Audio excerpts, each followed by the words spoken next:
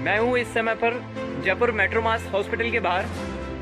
मैंने 25 सितंबर 2020 को अपने माता पिता को इस हॉस्पिटल में एडमिट करवाया था, क्योंकि उनको दोनों को सांस लेने की कुछ परेशानी हो रही थी। यहाँ पे मैंने डॉक्टर दिनेश चंद गुप्ता की यूनिट में उनको एडमिट करवाया था।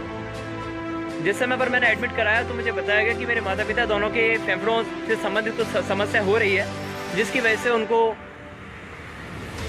कोरोना के आईसीयू वार्ड में शिफ्ट करा जाएगा। जब भी मैं हॉस्पिटल आता और मैं हॉस्पिटल प्रशासन से पूछता था या डॉक्टर साहब से पूछता था कि क्या अपडेट है, कैसे क्या हालचाल है या कैसी तबीयत है, तो वो मुझे बोलते थे कि हालत बहुत ज़्यादा नाजुक है, इसके अलावा हम आपको कुछ नहीं बता सकते। 20 दिन तक जब मुझे कोई भी सूचना नहीं मिली तो मैंने मीडिया का सहारा लिया। जब इसके बारे में मेट्रोमास हॉस्पिटल को बात पता पड़ी कि मैंने मीडिया का सहारा लिया है और जी न्यूज़, इसके अलावा एक दो और बड़े न्यूज़ चैनल्स में मैंने अपनी वीडियो अपलोड लाइव करवाई है, उसके बाद इन्होंने मुझे हॉस्पिटल बुलाया और इन्होंने मुझे ये बताया कि इन्होंने ये बताया कि आपके पिता माता की हालत ज़्यादा नाजुक है, अगर आप चाहें तो अब आप मिल सकते हैं। जबकि मुझे इससे वीडियो डालने के पहले 20 दिन तक नहीं मिलने दिया था। दिनांक 25 अक्टूबर 2020 को मेरे पास फ़ोन आया कि आपके पिता की हालत बिल्कुल सही है और उनको हम डिस्चार्ज कर रहे हैं, आप हॉस्पिटल आकर आप उनका डिस्चार्ज करवा लीजिए। जो मेरे पिता का बिल बना था वो बना था करीबन 4,70,000 का। 4 लाख रुपए जो थे वो इंश्योरेंस कंपनी के थ्रू पे हो गए थे। 70,000 रुपये का इन्होंने मुझे डिस्काउंट दिया। ऊपर से तकरीबन जो कुछ अमाउंट था 3-4 हज़ार का, शायद मैंने उसका पेमेंट किया होगा। मुझे डॉक्टर दिनेश चंद गुप्ता ने बोला कि आपके पिता को आप आराम से घर ले जाएं और घर ले जाने के अलावा आपको 15 दिन उनको ऑक्सीजन पर रखना पड़ेगा, जिसके बाद उनको किसी भी तरह की कोई भी समस्या नहीं होगी। घर पे मैंने सिर्फ कुछ घंटे ही रखा। कुछ घंटे रखने के बाद मुझे ऐसा लगा कि मेरे पिता को सांस लेने में समस्या हो रही है। आनन फानन में मैं SMS हॉस्पिटल ले गया था, जहाँ पे इमरजेंसी में दिखाया तो मुझे ये सूचना दी गई कि आपके पिता का किसी भी तरह से कोई इलाज ही नहीं करा गया है। उनके फेफड़े अभी भी बहुत ज़्यादा, उनके फेफड़े तो पूर्ण रूप से डैमेज हो चुके हैं, फेफड़ों में पानी भरा हुआ, उनका निमोनिया भी ठीक नहीं हुआ। मैंने अपने पिता को SMS हॉस्पिटल में एडमिट कराया 1C यूनिट में। एक दिन वो नॉर्मल ऑक्सीजन पे रहे, मतलब जिस दिन मैंने एडमिट कराया था उस दिन रात को ऑक्सीजन पे रहे, परंतु अगले दिन उनको हैवी ऑक्सीजन मास्क, जिसको कि बाईपैप बोलते हैं, उस पर लिया गया, जो कि वेंटिलेटर से जोड़ा गया। और उसके अगले दिन मेरे पिता को पूर्ण रूप से वेंटिलेटर पे ले लिया और डॉक्टर उसमें भी जवाब दे चुके हैं कि अब इनका भगवान ही मालिक।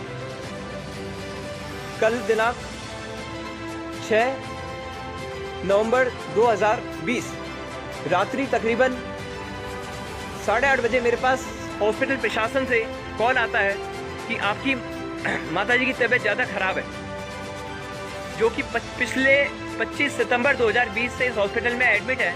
मेरे पास पिछले 5 दिन से जो फ़ोन कॉल आ रहा था वो ये आ रहा था, आपकी माता की तबीयत बिल्कुल ठीक है, बिल्कुल ठीक है, आप उनको ले क्यों नहीं जाते हो। मैंने उनको कहा कि पहले मैं अपनी माता से मिलना चाहता हूँ, उसके बाद ही मैं ले जाऊँगा। तो इस पर उन्होंने मुझे ये कहा कि हम ICU में किसी को मिलने की इजाज़त नहीं देते हैं, आपका जो बिल है वो 11 लाख का हुआ है, 11 लाख का आप पेमेंट करें। मैंने जब बोला कि जो बिल है मेरा वो तो मैं 5.5 लाख का पे कर चुका हूँ, तो उन्होंने कहा 5.5 लाख का आपके पिता का था, ठीक है, और 11 लाख का अभी आपका माता का बिल है, पहले आप अपनी माता का पूरा बिल आप पे करें, उसके बाद हम उनको डिस्चार्ज करेंगे। मैंने जब ऑब्जेक्शन करा कि किस तरह से, तो इन्होंने मुझे डिटेल बिल नहीं दिया। इसके बाद मेरे पास कल तकरीबन 8:30 बजे कॉल आता है कि आपकी माता की तबीयत थोड़ी बिगड़ रही है, सीरियस है, आपको 1 यूनिट बेड का इंतजाम कराना पड़ेगा। मेरे पिता अभी भी SMS हॉस्पिटल में है और वेंटिलेटर पे हैं। डॉक्टर उनके लिए जवाब दे चुके हैं कि किसी भी क्षण कुछ भी हो सकता है। फिर भी मैं भगवान का नाम लेकर उनको हॉस्पिटल में छोड़कर आया। यहाँ पर आया तो मुझे सबसे पहले मैं 2nd फ्लोर पर गया, जहाँ मेरी मम्मी एडमिट थी। मुझे डॉक्टर ने कहा कि ब्लड की तो आवश्यकता नहीं है, पर आपकी मदर के हार्ट अटैक आया है और उनकी जो पल्स रेट है सिर्फ 32 रह गई है, हम कोशिश कर रहे हैं उनको बचाने की। मैंने फिर डॉक्टर दिनेश चंद गुप्ता से बात करी।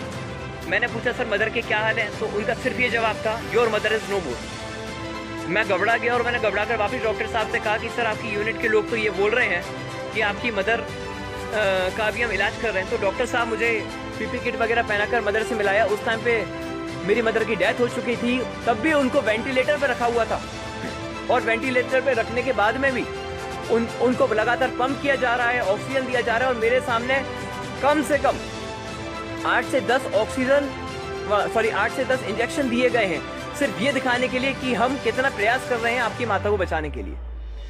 उसके बाद जब हार्ट की पंपिंग करी तो मुझे दिखाया गया कि आपकी मदर सही है और उनकी जो हार्ट बीट है वो 200 आ रही है, जो एक्चुअल रहती है 72 से 90 रहती है, जो परफेक्ट पर्सन की रहती है। 200 का मतलब होता है अच्छे खासे आदमी का हार्ट फेल हो जाना।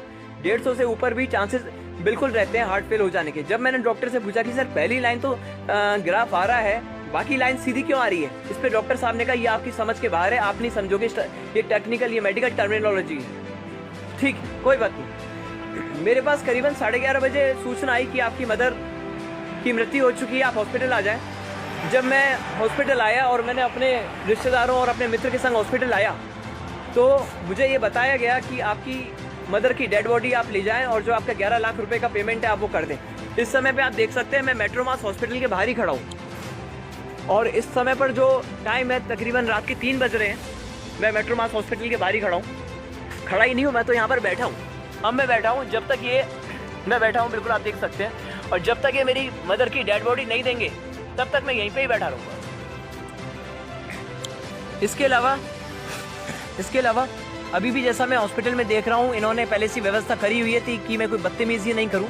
इसके लिए इन्होंने पुलिस की एक गाड़ी मंगाई हुई है। जब मैं हॉस्पिटल आया तो अपने मित्र के संग आया तो यहाँ पे मैंने देखा कि पहले से ही पुलिस की गाड़ी खड़ी हुई थी और कुछ पुलिस के जवान भी थे।